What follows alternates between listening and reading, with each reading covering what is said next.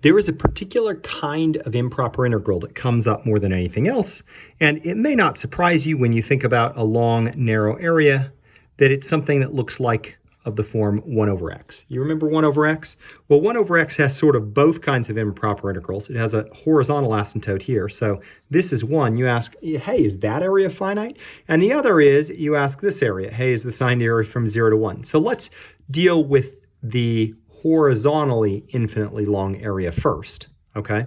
So what is the signed area from 1 to infinity of 1 over x dx? Well, remember, we're going to consider that a limit, and this is an integral we actually know how to handle pretty well.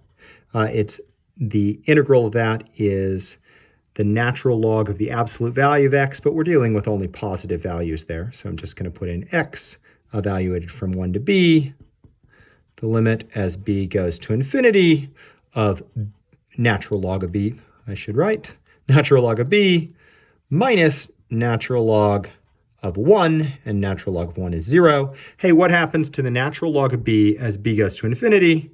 That goes to infinity, right?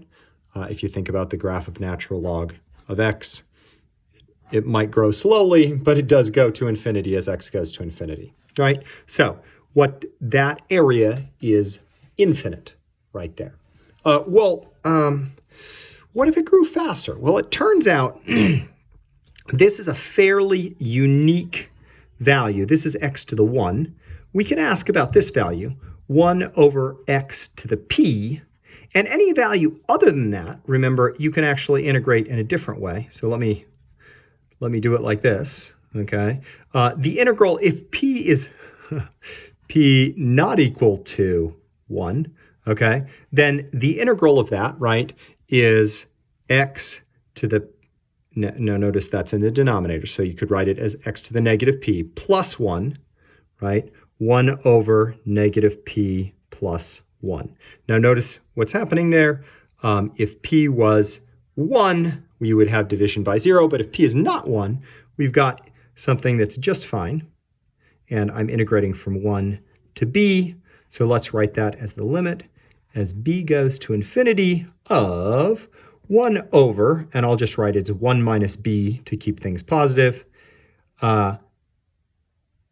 Oops, can't substitute in for p.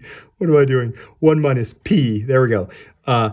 B, and b to the 1 minus p.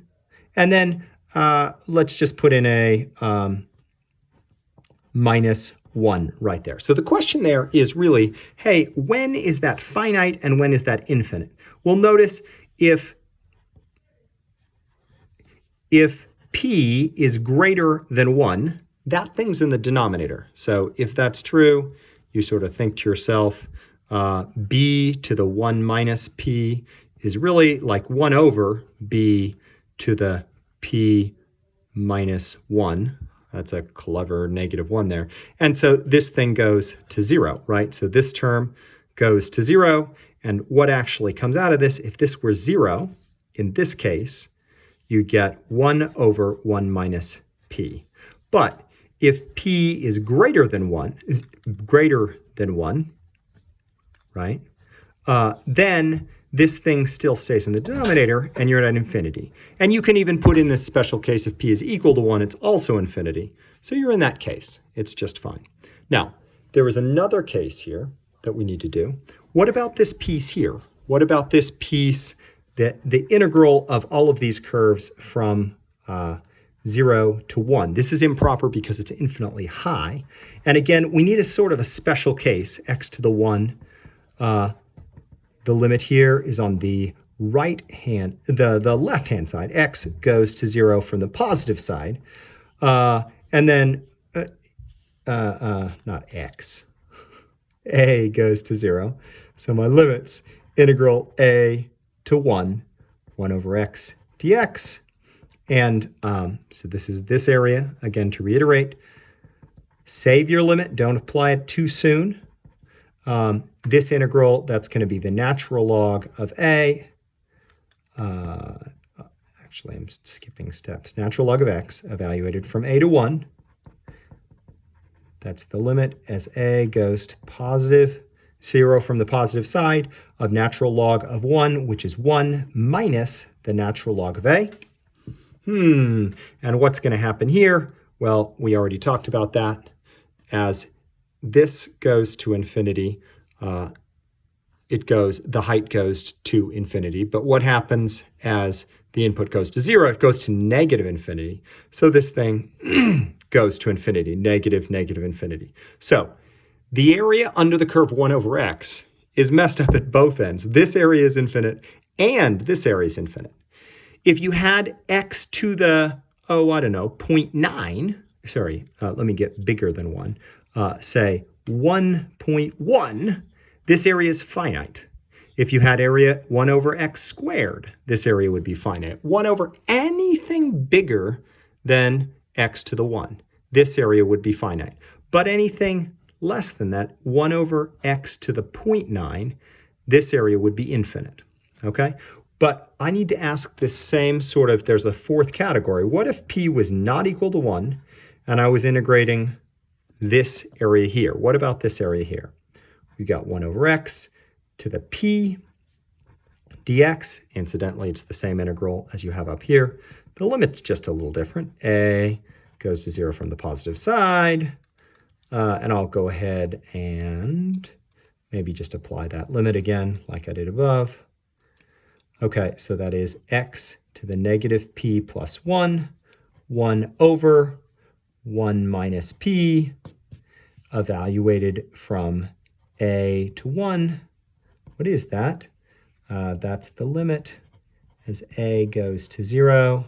If I plug in 1, I get 1 over 1 minus p minus 1 over 1 minus p times a to the negative p plus 1. Now, what is that? Think about these categories. Now, which category is that going to be well behaved in now? Okay, think about that. What's going to happen as that goes? So up here, our sort of thought bubble was, well, if p is greater than 1, things are going to be well behaved because that is going to infinity. But now the limit isn't going to infinity. When is that going to be well behaved? It's going to be well behaved when p is less than 1. And sort of the thought you should think about there is a to the negative p plus 1, that's going to be in the numerator. And so as a goes to 0, that's going to go to 0. And the whole thing will just be 1 over 1 minus p. But if p is greater than 1, now this piece will be in the denominator. If p is greater than 1, this will flip to the denominator. That's going to be infinite. So this thing is going to be infinite. And in fact, you can include this case in that same way as before, and you can say greater than or equal to 0. So here's the irony. 1 over x, infinite area there, infinite area there. 1 over 1.1 or 1 over x to the 1.1 or 1 over x to the 2 or anything bigger than 1, this is finite, but this is infinite. But anything less than that, 1 over x to the 0.9, for instance, this is infinite, but this is finite.